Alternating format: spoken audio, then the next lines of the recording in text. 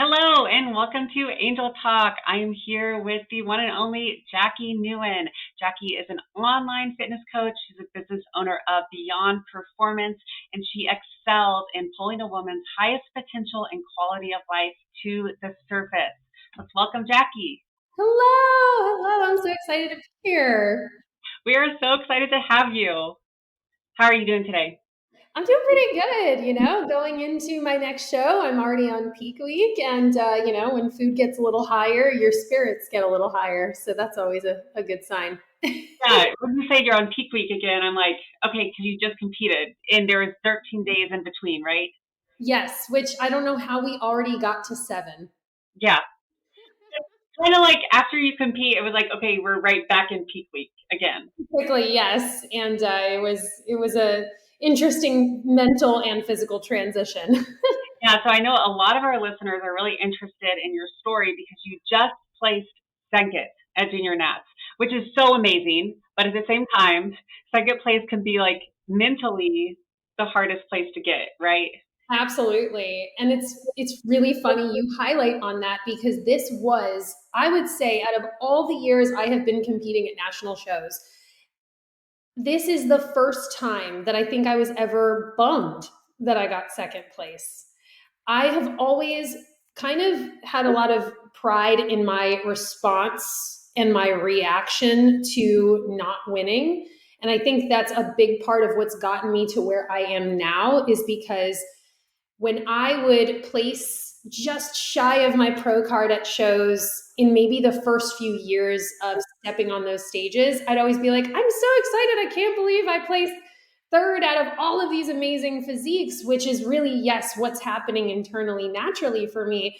But I think as you get closer and closer and closer, you hyper focus so much on it's not as good as winning. And yes, that can be a toxic trait, but also I know I'm grateful for getting second, which is a placing that I think a lot of people would have killed to have in that situation. So I'm still very grateful for it, but I know I'm so close and I'm very driven. Yeah, well, thank you for being so honest about that because that can be hard to admit. But let's give a little bit of backstory because how many times have you gotten second? I've actually never gotten second. So this is a huge improvement for me, actually. And I mentioned that to my husband, and I said, I can't believe it. I actually finally got second versus third, which I feel like is my ultimate placing is always third. But I've placed anywhere between third and fifth consistently, I'd say since 2018. There was only one show early on in my national stage competitive years that I placed in second callouts. Yeah, so you've done 5 years of getting consistently in the top five. And I think that's really important and inspiring for a lot of our viewers to hear because so many times girls go to nationals and think that they can get their pro card their first shot, which you can, but it usually takes time and just keep getting those top five places. Mm-hmm. Yeah, bodybuilding has taught me a lot about delayed gratification and how that to me is kind of the most beautiful part about bodybuilding is throughout that process of delayed gratification, you learn to appreciate a lot of things that you go through emotionally and physically. And I think that's the type of character that I've built, not just as a competitor, but like as a person. I think that's something that not everybody recognizes. So if you feel lost a little bit in the sauce in your competitive career, just kind of slow down your mind and think about all the things that you're learning about yourself and all the things that you can appreciate in the process versus just the result. I think that's what sets the rookie from the pro is appreciating bodybuilding for the process versus just winning the show. Yeah, that's so wise. And you are so wise from all of your years of coaching and training. And I love how you take the lessons you've learned from bodybuilding and it's down into your character because bodybuilding can teach us so much if we're willing to learn from it. I think that's the other thing. You have to have an open mind. You have to walk into it knowing that this is more than just winning. That if you can be open to that process, I think you can actually succeed more and actually shine more. And yes, there are definitely competitors that literally step on stage in their first 1 to 2 years, going from like a complete amateur to a pro right away. But I think that also goes to show the proof in when you step on stage, it is very objective. It's not about how hard you worked. The judges don't know that. They don't know that you cried on the Stairmaster for the last 7 days. They don't know that you sacrificed so much. They can assume, but at the end of the day, bodybuilding is a sport that you kind of do have to take your emotions out of it when you are on the stage. It's a matter of, are you standing next to somebody that looks better than you? If you happen to be the best looking physique that day, you might actually win. Yeah, that's so important to talk about your emotions, taking your emotions out of it on show day, because I think a lot of us are taught from a young age, the harder you work, the more you will be rewarded. But it's not always the case, and there's also the same thought of the harder you work and the harder you work at something, the more victorious and the more pleasure and joy you will feel when that work pays off. So even getting second on stage, and how many times have you earned a top 5 spot? You don't even know. I, honest to God, have lost count at this point. But I have been competing on national stages since 2018. And I think the funny thing is that I have pretty much held on to my national qualification this entire time. Yeah. Not only because of those top placings, but when there wasn't a top placing, like I mentioned, I will absolutely give some credit to the pandemic for changing up some of the rules and allowing me to continue to just focus on the national stage. Yeah. Uh, so that was a happy accident that they just let me keep my qualification. So it's been since 2018. I can say that we are well over the 5 show mark, though. Yeah. So one thing I just thought of, you don't do too many regional shows, right? No, I don't. And a lot of people have asked me why. It's funny because I just competed in Tennessee for the first time, and I actually just moved from Tennessee. I lived there for almost 10 years, and it was kind of surprising for everybody to even see me there competing. But yeah, no, I tend to believe that when you are this deep in the process and you're also very close, you don't want to put your body under any additional stress that it doesn't need. And I know a lot of people consider, if I don't need to do a regional show, I should do one anyways, a warm up show or to get feedback. It's like, you have to consider some variables that may serve you in this department or not. Do I feel that it would be necessary to put my body through a peak week just for the shits and giggles of it and then stress my body out for the national show? No, I would much rather let my body just kind of marinate until that national show. Some people respond really well to their second peak, though, right? Once you get depleted and you have that post show meal, some people wake up the next day looking a lot better. And I think that that's a conversation that I want a lot of competitors to have with their coaches, because a lot of competitors aren't asking these questions or diving into these details. Like, hey, we've competed in this many shows together, just based on how you've seen my body respond to maybe a post show dinner or a second peak week. Do you feel that it makes more sense to either do a show, or if you want to save money, it's okay to do a mock peak week and a mock show day? These are things I've even done with my own clients where I say, cool, we're going to treat today like show day, but it's going to be in your living room. Okay, that's an interesting perspective, because, on my side of things, I'm like, well, wouldn't it be fun to go and compete at a regional show and just take the whole show? Yeah, and that's why I think it really is, there's so much nuance in that whole process. I know for me, I would want to not put additional peak week stress on my body if it's just not necessary, and I'd rather save that energy for the national stage. Yeah, well, I love that. Let's talk about your feedback, because looking like objectively at your stage photos, you I don't have an adjective to say like how amazing you look. Like, it was just, everything looked perfect. And Yeah. so your feedback, we were kind of talking before this, you were holding on to maybe a little bit of inflammation in your lower abdomen, which I don't see at all from your stage photos, but it just shows you how crucial every single little variable is. Let's talk about that. Yeah, absolutely. And you know what's funny is a lot of people said they couldn't notice that, and I think because I look at my physique with such detail, I didn't really pay attention until I got that feedback from Edila's notes. She was the only one that really mentioned like you could control the lower stomach a little bit more. And that could be from multiple things. There's variables that I communicated with my coach where we were carving me up with a lot of rice cakes, and I felt those rice cakes. I said, you know what? Once I kind of reach past 4 rice cakes, I feel like my stomach gets a little dense. I feel air in there. So we're going to make that adjustment. Maybe I just need to consume more rice in my meal aside from more rice cakes. You know, it just needs to be easily digestible for me. But also, I do notice that when I get on stage, and this is a great note for competitors, don't go through your posing routine too quickly. I know there's a lot of adrenaline up there. I know we're very excited, and you might speed through the whole thing, which means you do lose control of a lot of the stuff that you do in your check-in videos and your check-in photos where everything looks perfect. I do believe it was a slight combination of both. And so my plan into Universe is to just take my time a little bit on stage and count in my head like I do when I'm posing in front of my camera. You know, I hold my front pose for 3 seconds in my head. I transition. I hold my back pose for 3 seconds in my head. And I really pay attention to every small detail rather than just kind of blow right through it. And I get very excited on stage and I prance up there and I go fast. And I think that can be a variable that's easily fixable. So you just have to like remind yourself the adrenaline's there, but slow down and control all of those little things that could make a huge impact in your posing. But yeah.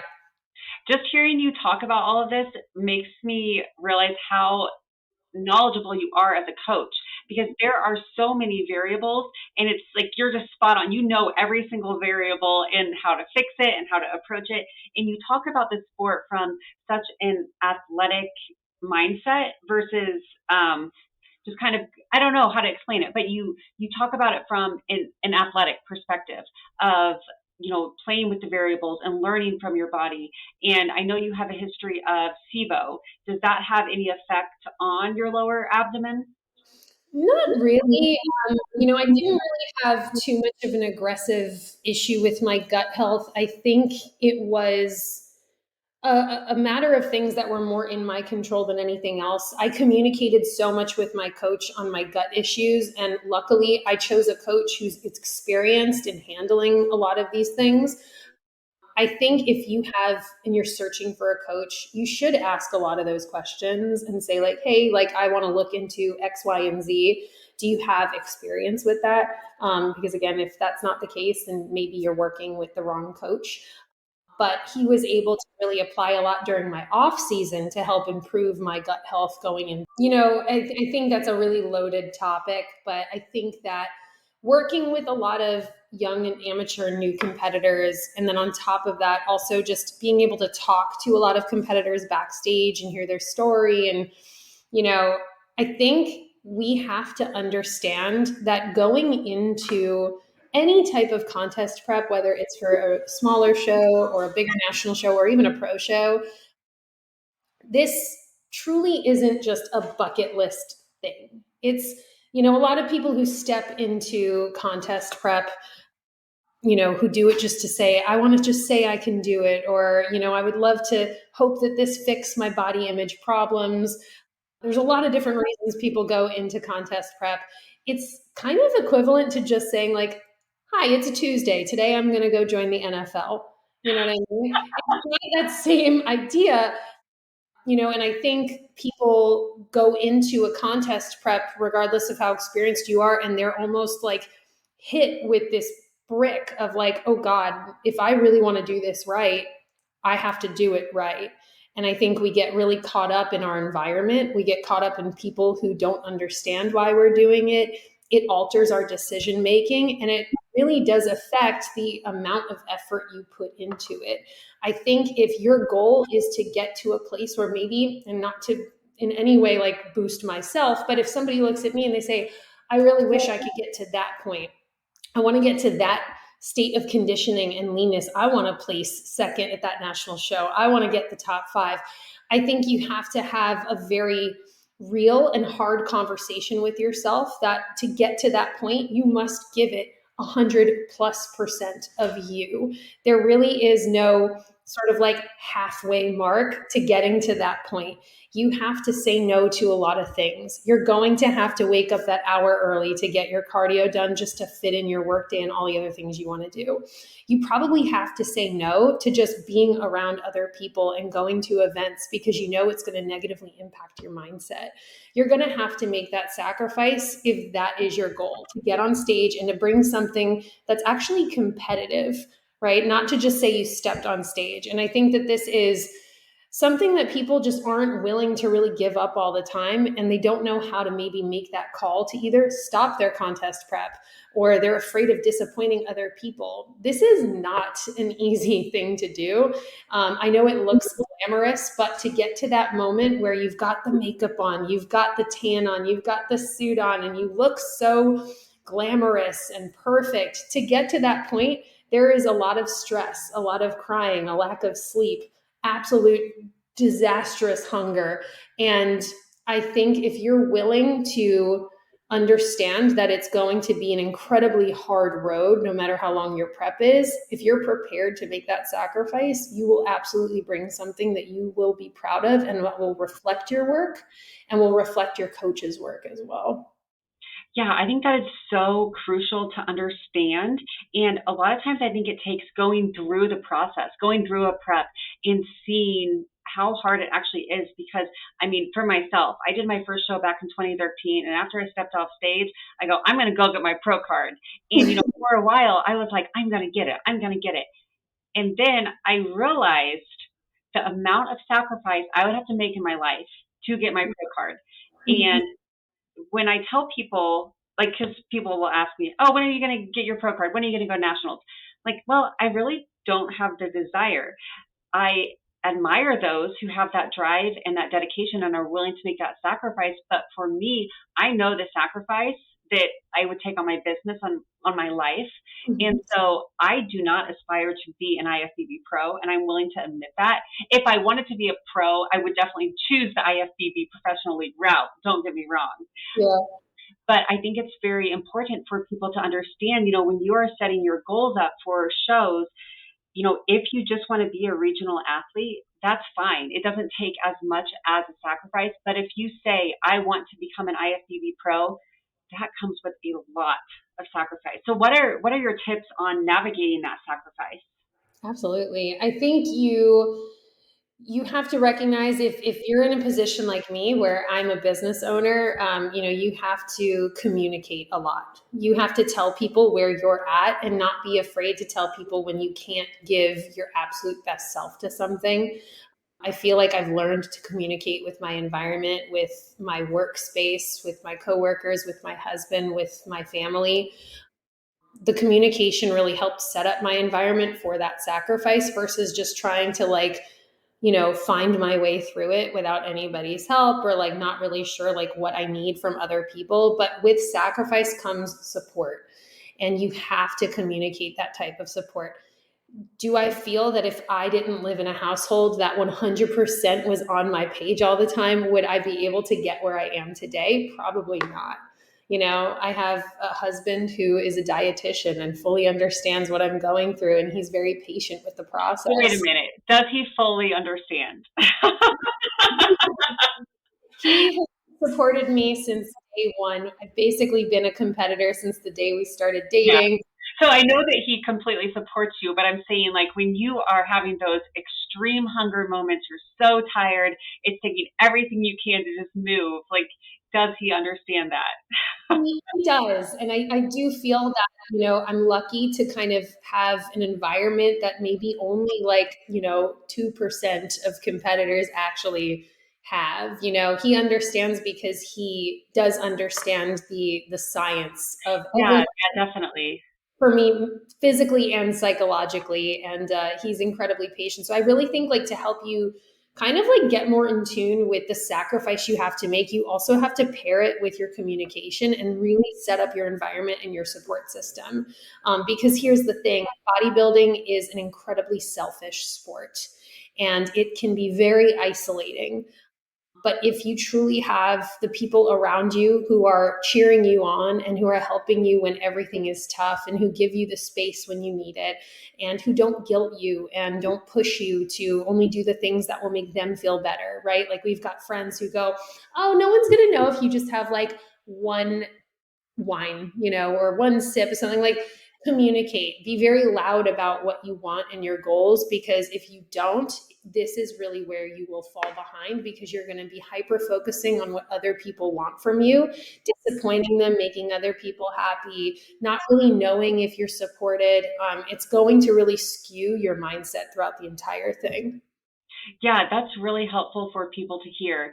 And I like how you're talking about how your environment is helping you in this journey to your pro card, because that's something that you have actively created. It's not something that just happenstance you fell into this perfect environment. Like, you have taken so many steps to create the environment, to create your circle of people, and communication. That is so big in life, and it's something that's so much easier said than done. We can always talk about, oh, just communicate and get your point across, but it's so hard for humans to communicate because, we all speak this different language and we all live this completely different life. So it's very important to not only communicate, but communicate your core, like what you're really feeling, what your real true desires are. So Mhm. something that I wanted to talk about with you is the difference between being an elite human versus an elite competitor.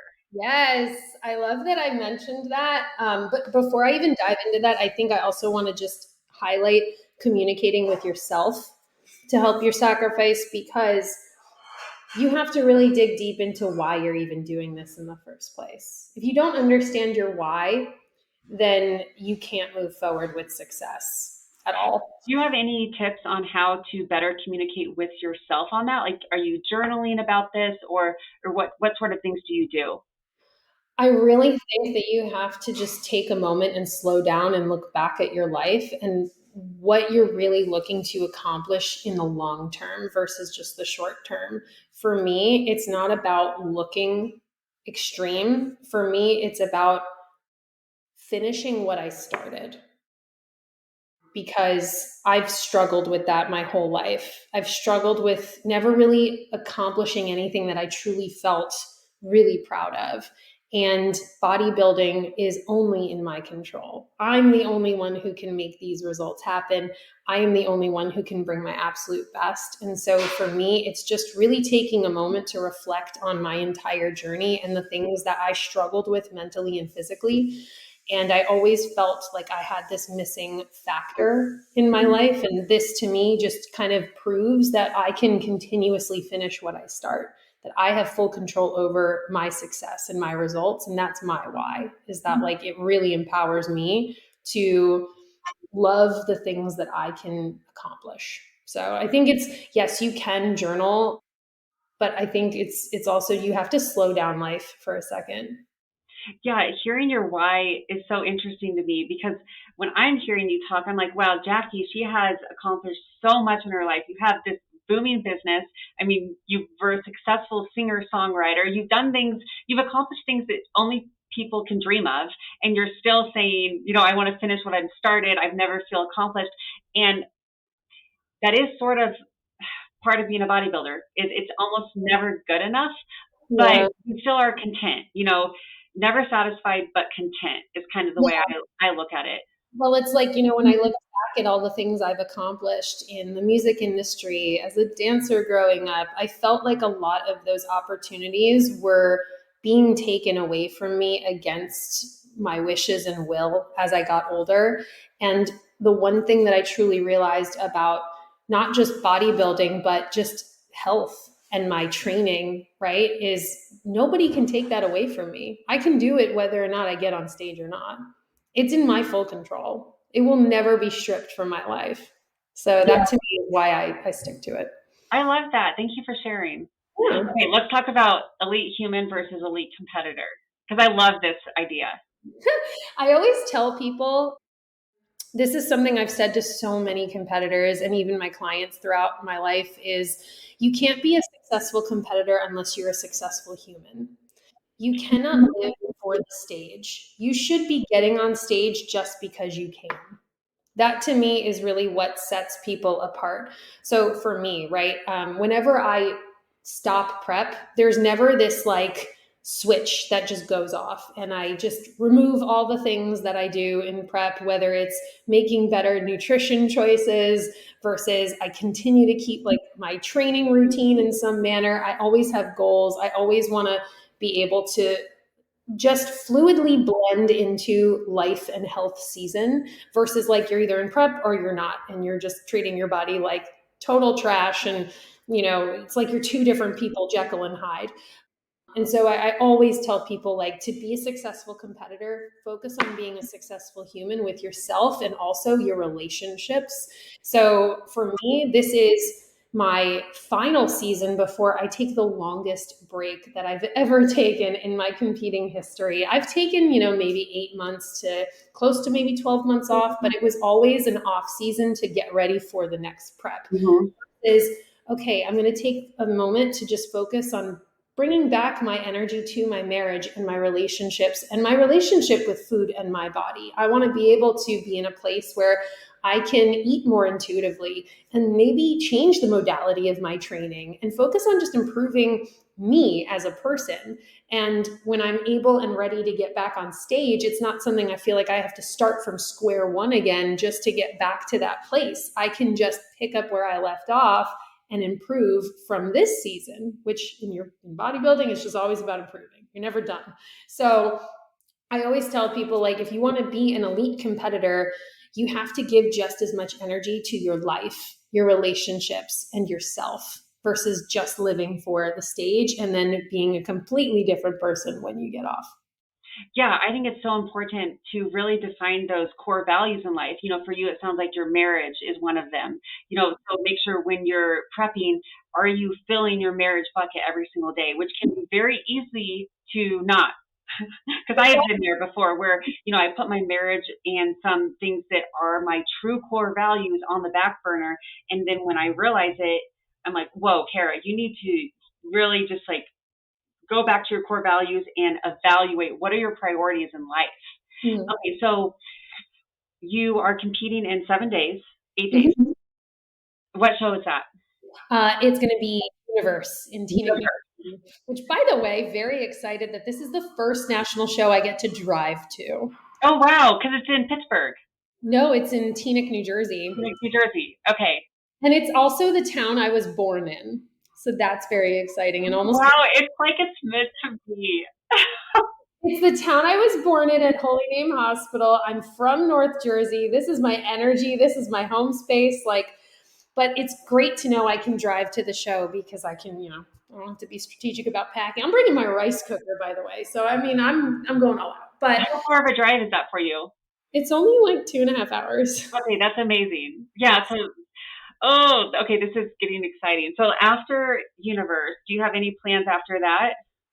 If I do get my pro card, I would love the opportunity to immediately go into my pro debut. Oh, that would be fun. And it would be nice to have that be Republic of Texas, mostly because it's right around the corner, July 8th. And that's also where my coach is. So it's very convenient and exciting. I've competed in Republic of Texas as an NPC amateur competitor. And that was the one time I did a warm-up show with him because it was my first time working with my coach and he wanted to learn about how my body responds to peak week. And I thought that was a really smart move. But with that being said, I would love to go into a pro debut because I would love to get that early feedback. That's something I truly believe in. If you are able to become an IFBB pro, if you have the opportunity to really step on stage and analyze and assess where you're currently at as a pro and how you compare to the more experienced and seasoned pros, if you're very serious about taking it further and trying to get that, O spot, I believe that just because you just got it doesn't mean you're not worthy of stepping on a pro stage. You're now a pro, so go do it. And then my goal would be to take that feedback, go into that show literally with no expectation of winning, zero. but take that feedback for the next 2 to even 3 years and really just have that in the back of my mind of what I would need to bring to the stage when I get back on. Okay, because you're talking about taking a 2 or 3 year break. Yeah, which is long. And for me, it's really long. For And you, it's long. For me, that's short.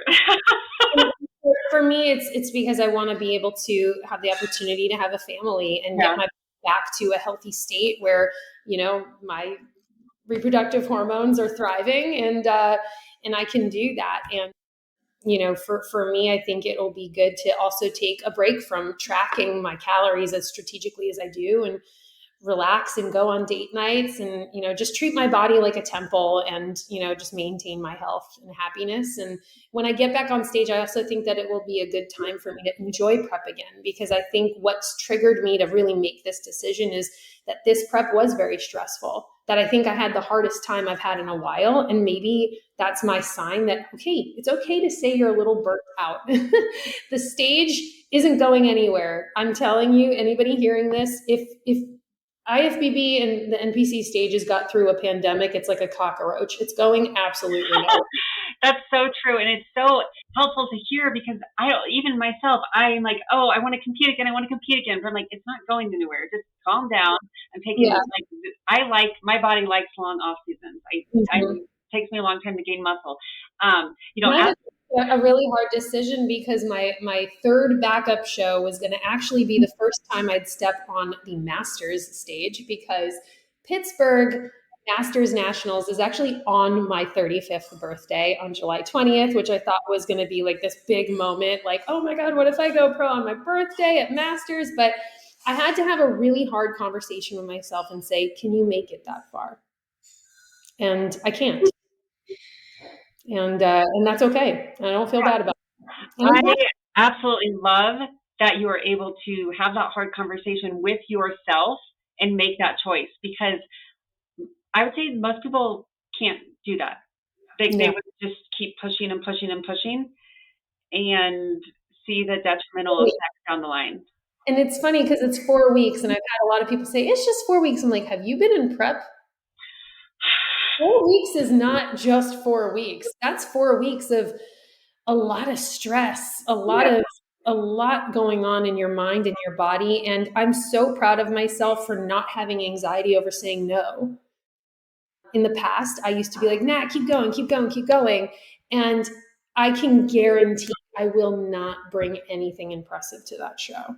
I will be very tired. I will be ready to take my break. So, Yeah, and the judges can see that. They can see that on stage, and it's so much about stage presence is everything. So if you're saying that now, like that makes me so happy to hear you be able to just verbalize that, because it's something a lot of people can't do.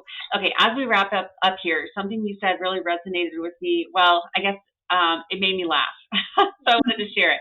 You said it's the most unsexy way to get sexy, which I think is hilarious. I've never heard anyone put it that way.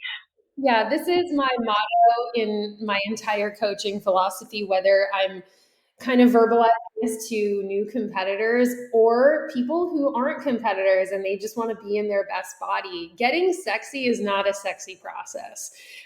Especially as a competitor, it's your job now to build muscle efficiently. You can't do it comfortably anymore. It's time to be in a calorie surplus. It's time to gain weight so that you can look ripped. It's time to do all the things that aren't comfortable. And when you're in prep, it's time to do all the things that are uncomfortable that get you down to such an extreme state of leanness.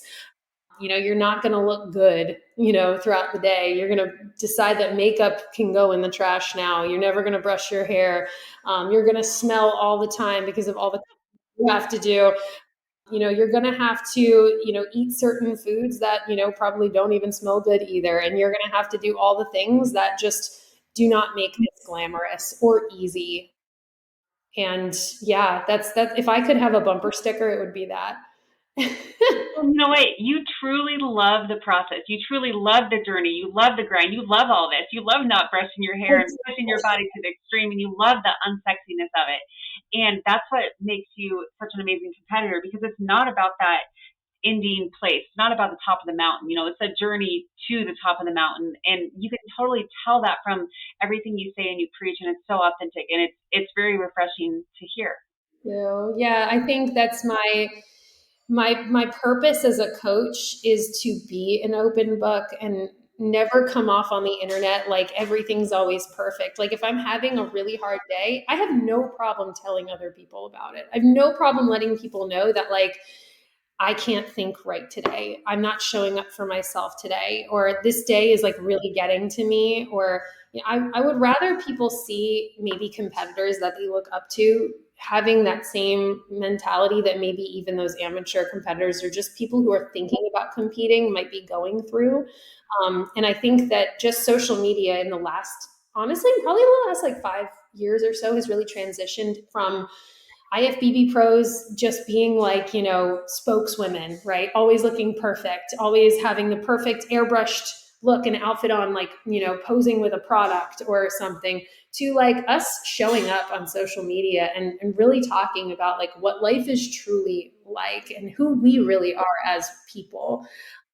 I think that transition and how people open up on social media is changing the game for anybody going into this entire process or making this lifestyle switch. Yeah, and I really love that you are very honest and vulnerable, and you have no problem sharing the struggle, because when I started competing, I didn't see that.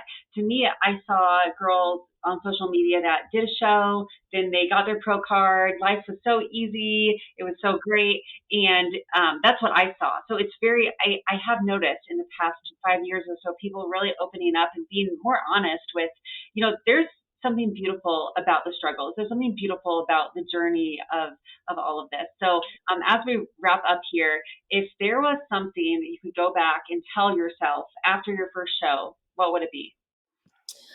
Just something I could tell myself, it would be, oh God, I don't even know. I feel like my whole life is a blur. Because your first show was in 2017, right? Yes. I would probably say, God, I didn't even think. Don't wear a coral suit on stage. Don't have bright red hair and wear a rose gold suit at the same time. Don't do that. I'd probably say, you know what? Listen to yourself as much as possible and don't worry so much about only the direction and opinion of others.